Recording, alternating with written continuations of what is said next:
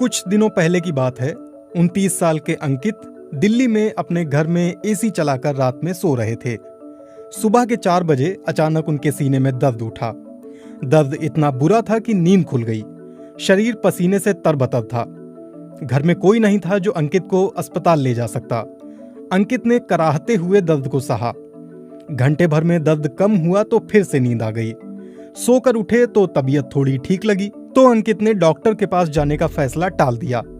लेकिन अगले दिन चलने फिरने से लेकर रोजमर्रा के काम में भी उन्हें दिक्कत आई। इसलिए अंकित ने डॉक्टर के पास जाने का फैसला किया।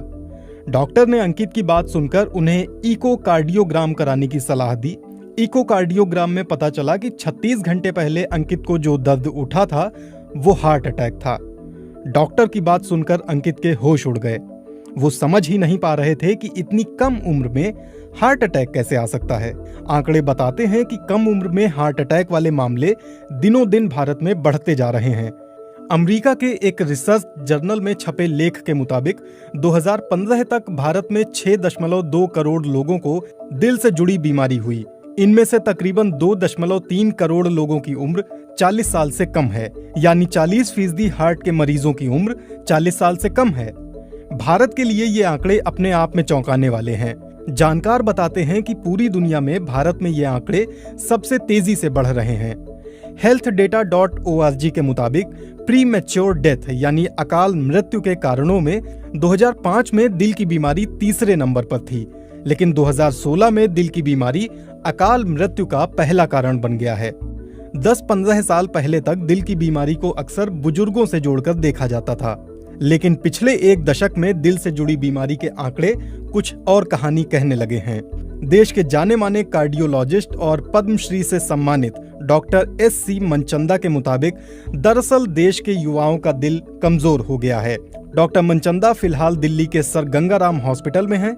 इससे पहले वो एम्स में कार्डियो विभाग के कई सालों तक हेड रह चुके हैं। उनके मुताबिक कमजोर दिल का कारण हमारे नए जमाने की जीवन शैली है। देश के युवाओं में फैले लाइफस्टाइल डिसऑर्डर के लिए वो 5 कारणों को अहम मानते हैं: जीवन में तनाव, खाने की गलत आदत, कंप्यूटर इलेक्ट्रॉनिक उपकरणों पर देर तक काम करना, स्मोकिंग, तंबाकू, शराब की लत और पर्यावरण का प्रदूषण।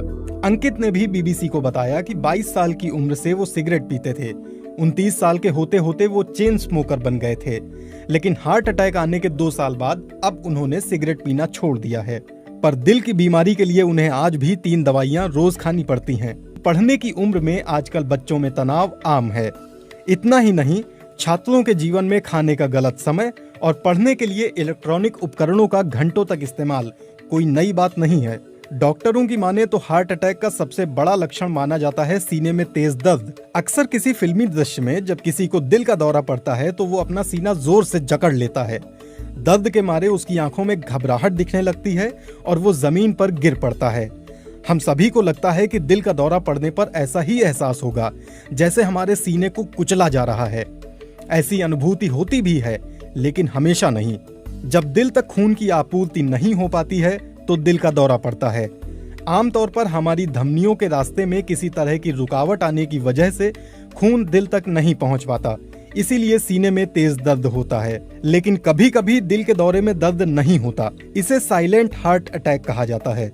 healthdata.org के मुताबिक आज भी दुनिया में अलग अलग बीमारी से होने वाली मौतों में दिल की बीमारी सबसे बड़ी वजह है।